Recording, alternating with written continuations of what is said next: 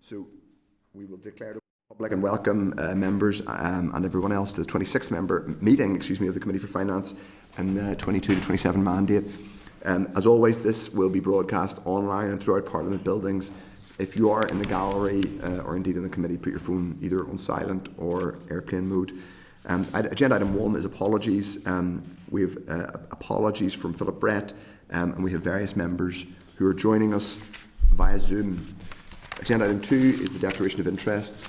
Members, you are obliged to declare any relevant financial or other interests at each committee. Does anyone have a relevant interest they wish to declare? No. In that case, we will move on. Agenda item 3 is chairperson's business, and 3.1 is the invitation to the Centre for Public Policy and Administration, the launch Friday week. That is a new centre for policy development and research that's based out of QUB. This is just to note people that the location has changed to Isdale Courtyard in Riddle Hall, Stranmillis Road. That's to note. Agenda item 4, draft minutes of the 9th of December meeting, the 9th of October meeting. Members are content that they represent a true reflection of our meeting. I will sign them. Content. The next agenda item is matters arising, but we're going to do matters arising after. We'll do that after, Chair, if we go so we'll go straight to our oral evidence session. So members, we will go straight into our oral evidence session, which is agenda item 10, is our oral briefing on the report. Which was requested quite a while ago, I think right at the beginning of our work. It was requested that we have this briefing. So we have joining us Professor Iona Latu and Phoebe McKenna Plumley, who are going to brief us on the work, the QUB. Well, they are based, I think, both at Queen's, yes. But they independently produced a report for the department on Gender Recognition Act evaluation and policy options. It was published back in August 2022, so we're making you remember work from a couple of years ago, but thank you very much for joining us. So members, if you go to page 375 of the meeting pack, there are relevant papers, including a clerk's brief, copy of the report, and a previous briefing paper from the department on gender recognition and other civil law reform. 2 papers have also been provided by the witnesses today, one outlining the details of the team which conducted the research, thank you for that, and other with key tables and graphs from the report. So welcome Professor Latu and Dr McKenna Plumley.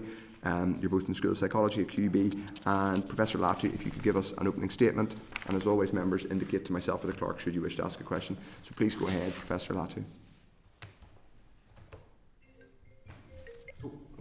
The curse. Can you hear us? Yes, we can hear you. Sorry, yeah, we can hear you now. Go ahead.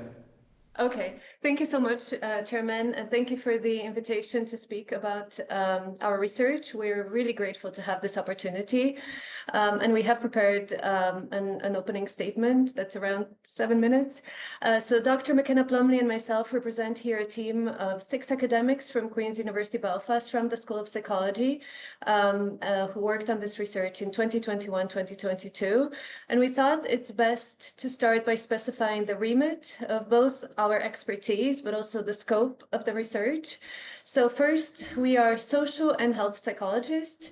So what this means is that we can speak of and translate people's experiences and views about the Gender Recognition Act, or GRA, as well as comment on their mental health outcomes.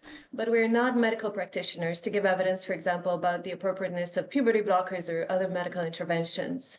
Second, the scope of our research was quite narrow in terms of focusing on experiences and views towards the legal process of gender recognition, rather than other issues around medical, criminal justice, educational, sports-related issues. We know this is a sensitive topic, and we will speak today based on the evidence that we gathered by August 2022 when we submitted this report. And we hope to bring to you the experiences, views, and concerns about the GRA of the people and stakeholders in Northern Ireland. These are people that have given us their time, and we hope to best represent all their views. Now, that being said, our approach was multi-method, which means that we conducted both desk research and empirical research that included both quantitative and qualitative data. In the desk research, we analyzed recent consultations in the UK and the Republic of Ireland but also the psychological scientific literature around those issues. And this is showing a large body of research showing that LGBTQ+, particularly trans and non-binary people, experience significant mental health challenges because of their experience of stigma and prejudice, which is also a result we found in our own empirical research in Northern Ireland. And now to focus on that empirical research, as it represents recent data from Northern Ireland. On page 1 of paper 2 that we submitted, you can see the breadth of the methods, samples, and research questions that we used, from focus groups to surveys and interviews with stakeholders across the Northern Ireland landscape. And we thought it was important to use those multiple methods to balance out some of the limitations of our research, for example, a non-representative and relatively smaller sample compared to a national consultation. Our 3 focus groups were with transgender and non-binary participants, as well as members of trans support organizations such as the Rainbow Project, Transgender NI, and they focus primarily on their experiences with the GRA and the reactions to it and its potential changes. And a summary of the themes that emerged are on page 2 of paper 2 in the figure. And to summarize, participants noted that the process was complicated, long, and exclusionary. It can take up to 6 years to obtain a GRC, that's the Gender Recognition Certificate. And this is what one of the participants mentioned from their experience. The process can be costly due to low availability of medical services through NHS in Northern Ireland. And it can have significant mental health impact on those who undergo the process. The process was also seen as exclusionary, particularly for non-binary and intersex people who lack legal recognition. We saw that younger trans or non-binary participants expressed less interest and motivation to undergo the process, but older participants saw it as more valuable. There are also some split opinions of potential changes, with younger participants fully in favor of self-declaration, and some older participants prefer a more hybrid or mixed system that includes self-declaration, but also would include some medical support. However, most of our participants agreed that the over-medicalized process, which requires a diagnosis of gender dysphoria, as it is now, is harmful and has a stigmatizing influence and should be separated from the legal process. Overall, participants described a variety of experience, arguing that a one-size-fits-all approach is not preferred, but that the process should be designed in collaboration with the trans community so that it protects their rights and needs. In terms of our surveys, findings reinforced that trans participants experience more negative mental health outcomes, such as depression and anxiety. And when asked about why it would be important to obtain a GRC, over 60% of them said it would improve their mental health and increase their safety and security, as you can see on figure 2 of page 4 of the paper 2. When it comes to the overall views of the GRA, they were mixed and relatively polarized, I would say. This mapped on somewhat, but not fully, onto people's identity, with the trans and non-binary participants being relatively more supportive of policy change towards self-declaration, and more participants who are not LGBTQ+, supporting either a mixed system or no change in the current system. And you can see some examples of those in the graphs that we have submitted in paper 2. The qualitative comments also reflect this polarization, with the most common concern around self-declaration being around protecting women from a potential abuse of the system by trans women. However, we want to clarify that in reality, decisions about single-sex spaces are made separately at the level of those providers and are separate from the legal process of gender recognition. Moreover, women's organizations allowing access to trans women and jurisdictions which have used self-declaration, such as the Republic of Ireland, show that there are no negative incidents of such harm. Our interviews add a last piece to the overall project, and there we analyzed responses from 9 stakeholders representing religious, political, and civil society organizations. And this is out of 52 that we contacted initially. their responses were somewhat polarized across the same dimensions, human rights versus potential harm to women, and echoed the focus group findings around the harms of requiring a medical diagnosis. But what they all had in common is they expressed a commitment to treat transgender people in Northern Ireland with dignity and respect. And this is actually consistent with something we found in our desk research, a 2021 Northern Ireland High Court decision that having to evidence a disorder to gain a GRC is unjustified and inconsistent with the European Court of Human Rights. So just to conclude, overall, our findings indicate that the reform of the DRA towards self-declaration would be needed and welcome in Northern Ireland by the trans community, but also by a considerable part of the general population. In its current form, experiences with the DRA are primarily negative and involve mental health costs, while internationally there's also a trend towards self-declaration. What we also found is that there seems to be a lot of confusion about what self-declaration would mean and its potential harm to issues such as medical decision and access to single-sex spaces.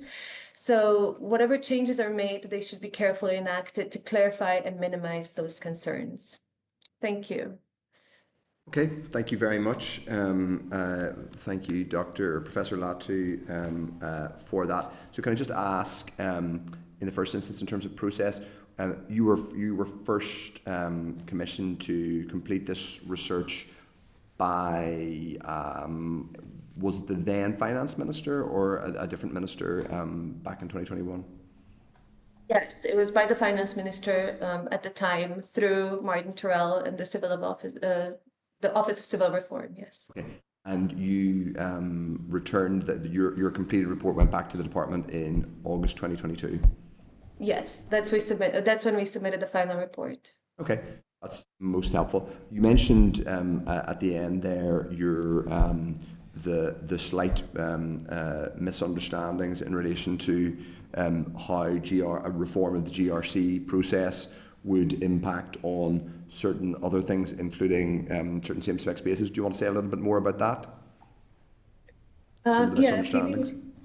Yeah, sure. Take that over. So I suppose there was a sense from some participants that the remit, I suppose, of the GRC or of the GRA is different to what it actually is. Yeah.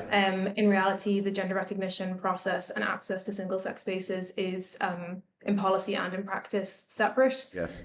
So decisions about access to single-sex spaces are made kind of at an organizational level.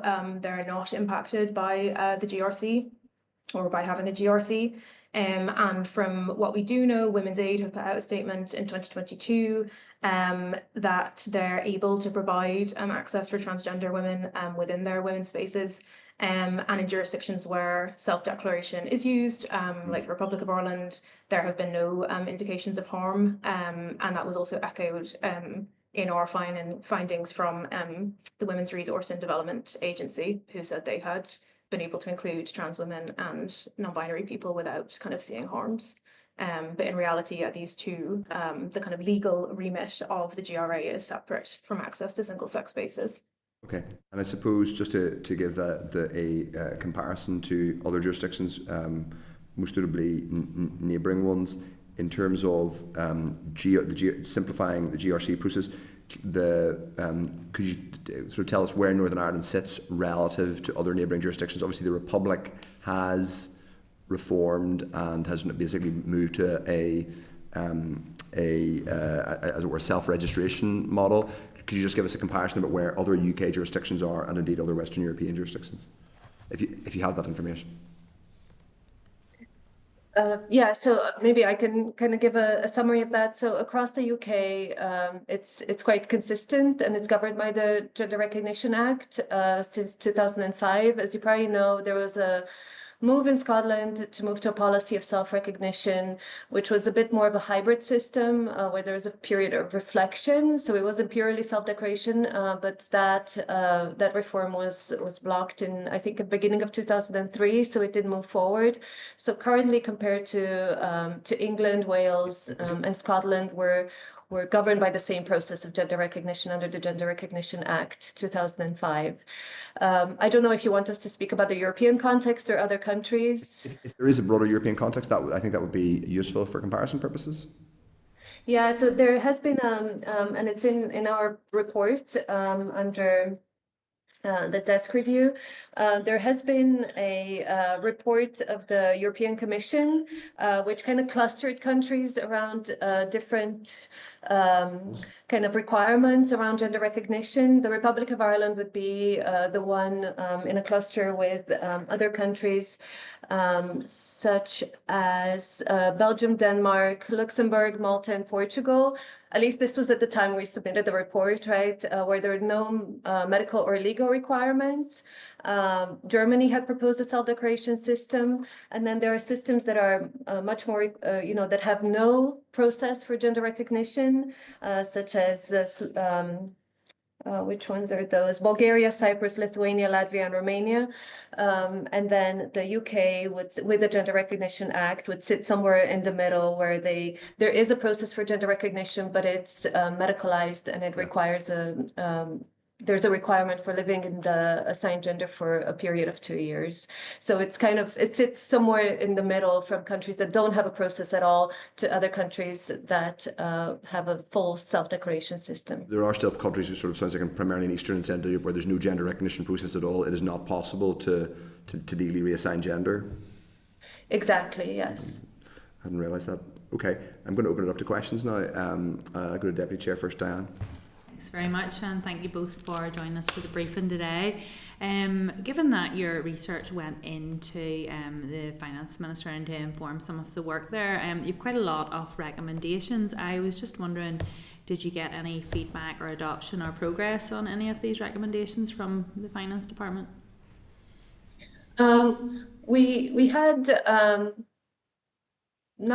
so we had some communication with Martin and Michael about this. So if I remember correctly, during the process, we had a presentation where we presented initial findings just to kind of make sure that we're on the right track with the kind of evidence that they wanted, and then we submitted it. They did not interfere with the recommendations we made. They were purely based on the evidence that we gathered.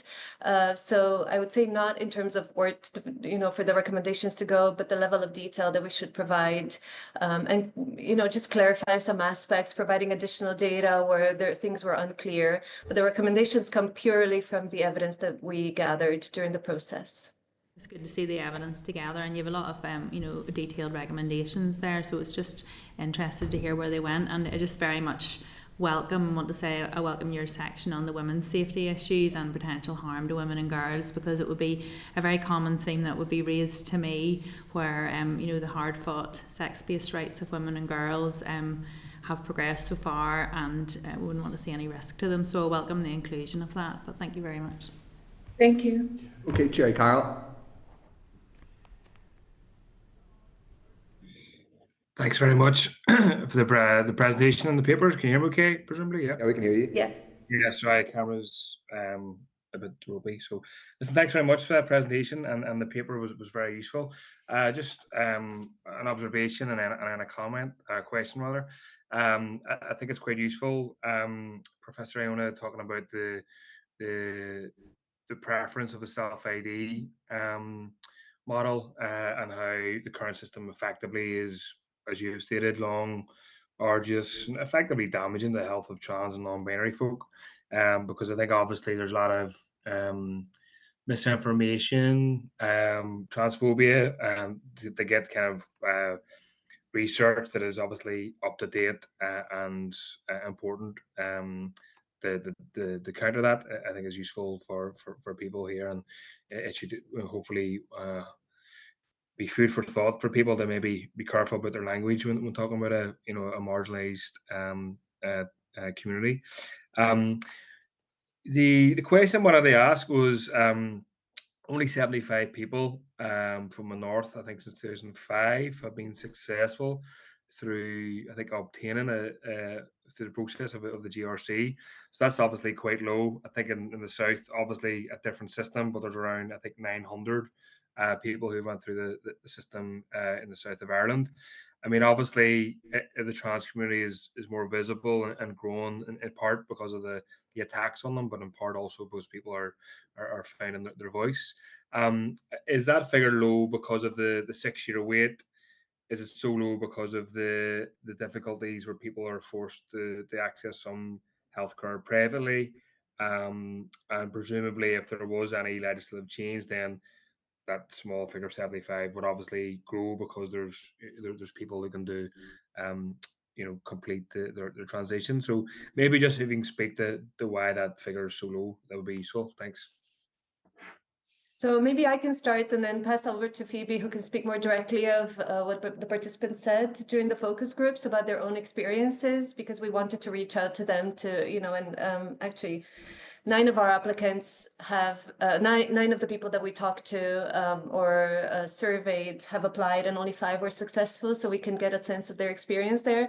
But I think you're on the right track in terms of the process being quite arduous for them and stigmatized in some ways. And they talk about details of that experience during the focus group. The other thing is that, for issues such as single-sex spaces, there wouldn't be a need for a gender recognition certificate. So, and also different organizations would have different trans and non-binary policies. So, for example, Queens have a trans policy where students can change their name and their preferred pronouns in the system. So it's not, it's not to say that it's not needed, but I think there's some, because of the delimitation between the processes, as we said, not all participants, when they weigh the costs and benefits of this, they haven't gone through it. So I think it's a lot about those costs to their mental health and to their time. But I'll let Phoebe talk a little bit more in detail about their experiences, if that's okay, from the focus group. Yeah, I would agree, I suppose, with what Professor Latu said and what you've kind of indicated. The process was described as being extremely complicated and long. The duration just to receive the certificate is a long time after the point that you have to have been living in the acquired gender for at least 2 years. And it was also financially costly, for example, if people had to go the private route, and just in terms of gathering the documentation that they needed to apply. And then additionally, on top of that, as has been mentioned, there were mental health costs essentially to the kind of the weight of the process and the time that it took to apply, and the requirement of this amount of kind of medical detail kind of had mental health costs. And so those were kind of things that people had to weigh up in deciding whether they wanted to apply, when ultimately this does, as we said, only garner kind of the legal aspect, not kind of other social aspects of transitioning. So yeah, it may well be the case, or likely is the case, I would say, that the number is lower because the process is challenging to go through. But Thanks as we very see, much. sorry. No, go ahead. Yeah, just to come back to the overall question that if this change to self-declaration, would the numbers increase? I think my prediction is that they would, because as we saw, 65% of the trans participants did say, or respondents did say, that it would bring a lot to them to have a GRC. So it would be a very important welcome reforms for the community. Thank you. And just very quickly, Chair, just an observation on obviously the comments about women's safety. I mean, obviously, the recent spike in violence towards women was obviously, it wasn't members of the trans community. It was, obviously male violence, which it just has to be recognised. Just final question. What do you have any views on making it easier for people who are non-binary in particular? We've had a constituent contact us about documentation. I think it was driver license from memory, not having an option of non-binary on the form. Do you have any views on making the public documentation a bit more reflective of the trans community and non-binary individuals, or is that something you just haven't looked at? Thanks. Yeah, this was something that came up, certainly, was the idea that the process is currently quite exclusionary for non-binary people, also for intersex people. There are policies in other jurisdictions, I think, like in parts of the US, to include a kind of a third gender option on like official documentation. So yeah, that is an option that's available, and certainly the process as it is exclusionary to those members of the community, which was certainly raised. Thank you. That's very helpful. Thanks. Okay, Nicola Brogan.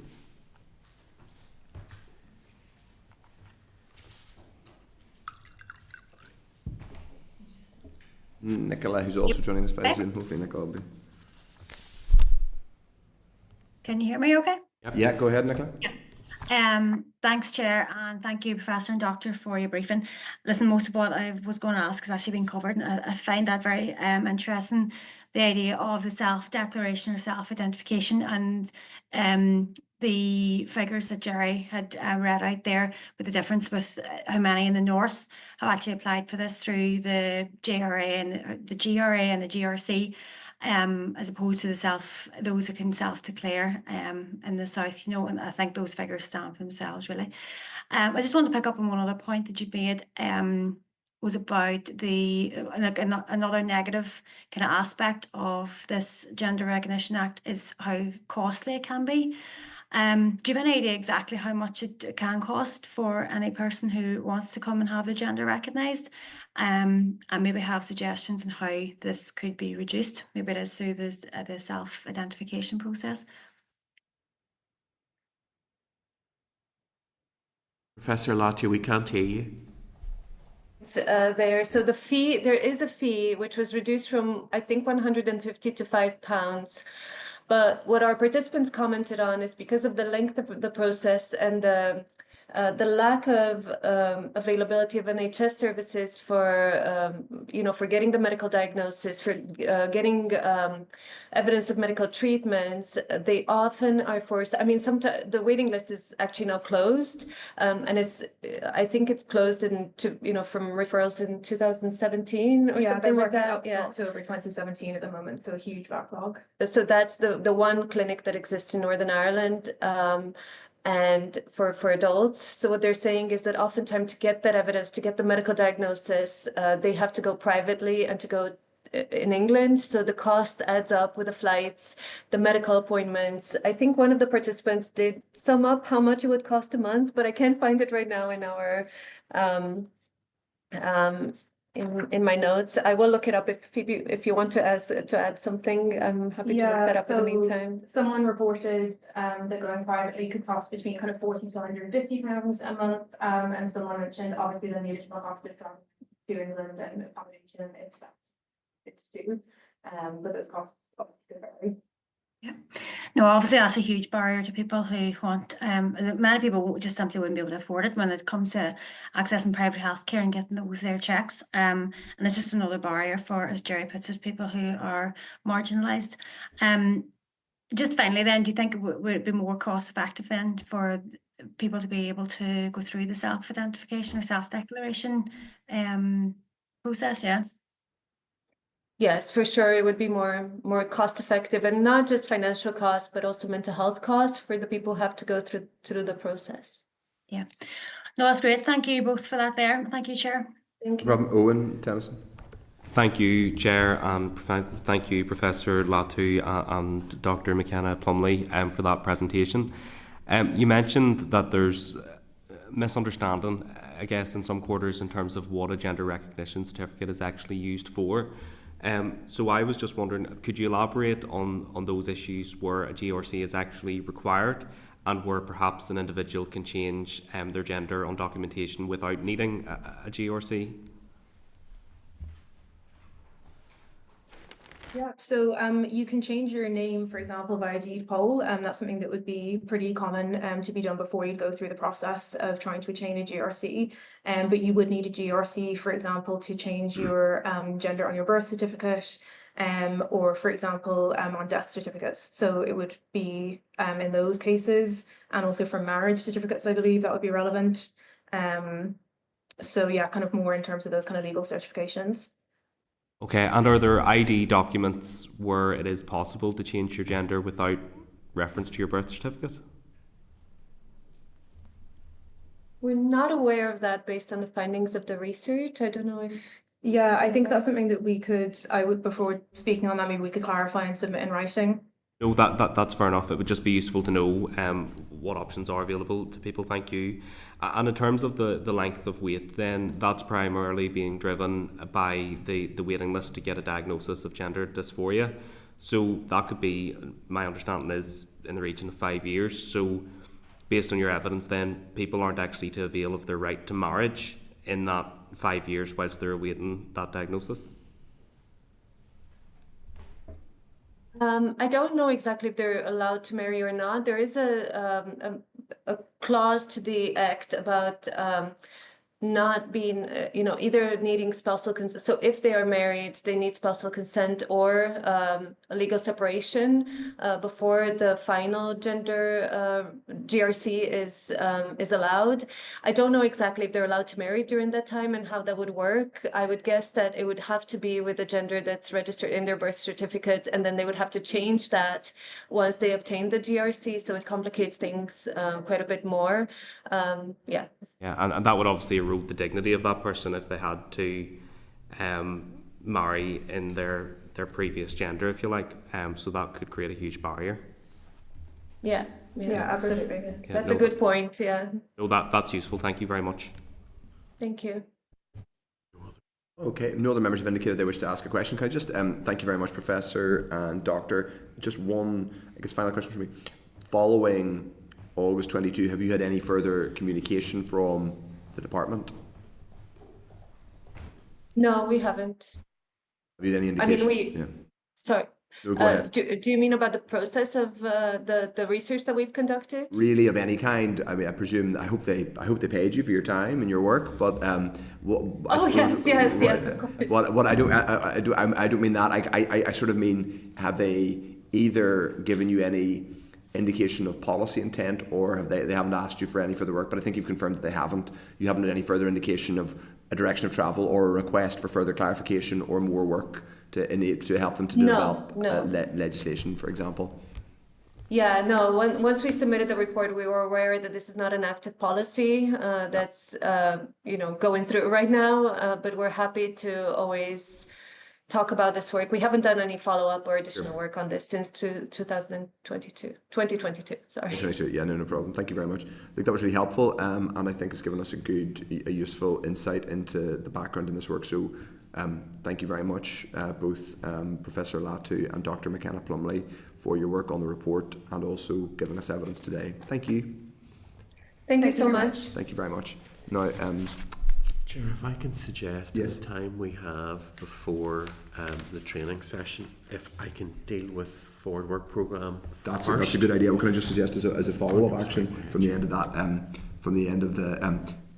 this is not a follow-up work for you, Professor Latu or Dr. McKenna Plumley. I think we should, if people are content, just for the purposes of just find it from the department where the policy is at, and if they're doing any further work on it, would be helpful. But again, thank you very much for your time. We can release you. Thank you very much. We know a lot of work and preparation goes into people when they do evidence sessions, and it's our weekly job, but it involves a lot of work for the people. So we really appreciate your time. Thank you. Thank you too. Cheers. Now, folks, we are going to move on, as the clerk suggests, and do a run through forward work programme, because we still have to do our own closed session training, and then we're going to go back after training and do all our matters arising. Potentially, Chair, depending on whether we're queried, we may have an alternative to that. If I deal very quickly with forward work programme first, we can confirm for members that we have the head of the civil service up next week to talk about the interim PSTB. Members are aware of the difficulties we've had in getting the whole interim board, so it'll be Hawks chairs it, so she should be able to answer all questions. She'll be accompanied by officials. We also have next week the officials up on the Marriage and Civil Partnership Bill, which incidentally are the same officials who have dealt with the gender recognition certificates, so that might actually be useful to ask them some questions in person. We are pursuing a briefing, Chair, with the Financial Conduct Authority. I've scheduled to meet representatives from there next month, and then we are looking at scheduling an open government for either the 4th or the 11th of December. They've got to come back to us on that. But the key headline is we have Hawks next week for interim PSTB. Okay, and obviously we have, as we've agreed, I have not yet provided some of my suggested thoughts on us how we announce our banking inquiry, but obviously we have that strand of work and we also have. Sure, that'll be unpacked more, leading to terms of reference and so on when we do the strategic planning session on the 13th of November. It'll give members a chance to feed into that and consider who else they want to bring and so on. But all of the preliminary work that's already been done will be kind of gathered up as part of that. And it's also worth saying, obviously, we have, following the week of recess, we will have a briefing from the relevant officials on the outworking of what happens on the 30th of October, and that'll be our first work back. Okay, if people are content with that forward work programme, obviously always subject to updates and changes, but I'm going to suggest that we bring in, we go into closed session, I think now, and we bring in... Committee Room 21. Sound.